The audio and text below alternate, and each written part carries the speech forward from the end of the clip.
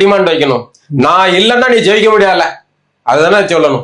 ஏன் என்னுடைய வாக்கு இல்லைன்னா நீ ஜெயிக்க முடியாதுன்னு அவன அறிவாலயத்துல உட்கார்ந்துருக்க. நீ வந்து நீங்க நெருக்கடி டிமாண்ட் பண்ணு. என் வாக்கு இல்ல, நான் 1 கோடி பேர் மக்கள் இருக்காங்க, எங்க மக்கள், எங்க வாக்கு இல்லைன்னா நீ ஜெயிக்க முடியாதுன்னு நீ விசிகா வந்து அறிவாலயத்துல இருக்கவங்களுக்கு சொல்லி இருந்துச்சுன்னா இந்த பிளாஸ்டிக் சேர் வந்து தங்க நாற்காலியை மாறி இருக்கும். அது செய்யறதுக்கு துப்பு இல்லை. அப்படின்னா அது பிளாஸ்டிக் சேரா தான் இருக்கும். கொடி கம்பத்தை ஏற்ற முடியாது. இதுதான் நடக்கும். திரும்ப திரும்ப எத்தனை உயிர்களை பலி கொடுத்தேனும் நாங்கள் திராவிட அரசியலை பாதுகாப்போம் கேவலமா தான் நடத்திட்டு இருப்பாங்க. ஆனால் நாங்க உயிர் தியாகம் பண்ணி எதுக்கு? இதான் வந்து அந்த மக்களை மீண்டும் மீண்டும் கொண்டு போய் அந்த அண்ணா அறிவாலயத்தில் திடலில் அடகு வைக்கிறதுக்கு சமமான அரசியலை அவர் செய்கிறார். இது அடகு வைக்கிற அரசியல். இது திருமாவளவன் என்ன வளரலாம் சார்.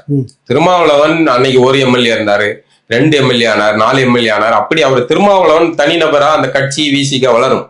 ஆனால் அவர் சார்ந்த அந்த சமூகத்துக்காக அரசியல் பண்றதா அவர் இன்னைக்கு வந்து சொல்லலாம். பொது சமூகத்துக்கு நாங்கள் எல்லாருக்குமான ஒரு இஸ்லாமியரை சேர்த்துக்கிட்டாரு, மத்த வேற சமூகத்துல சேர்த்தாங்க, அப்படி அவர் சொல்லிக்கலாம். ஆனால் பொதுவில் பார்க்கப்படுவது அது குறிப்பிட்ட பறையர் பிரிவை சார்ந்தவர்களுக்கான ஒரு கட்சியா பார்க்க. அவர் அதை உடைக்க விரும்புறாரு. எனக்கு அந்த விசிகா அந்த அந்த சமூகத்தை சார்ந்தவர்கள் கட்சியா பகுதியில இங்க பரவலா கொடி ஏத்த முடியாது.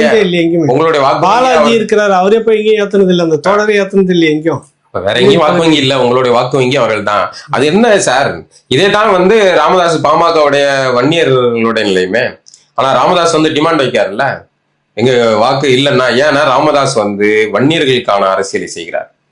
திருமாவளவன் அவர்கள் வந்து கூட்டணி வச்சாலும் நீங்க பலமுறை சொல்லிருக்கீங்க, கதற விடுவாரு திமுக.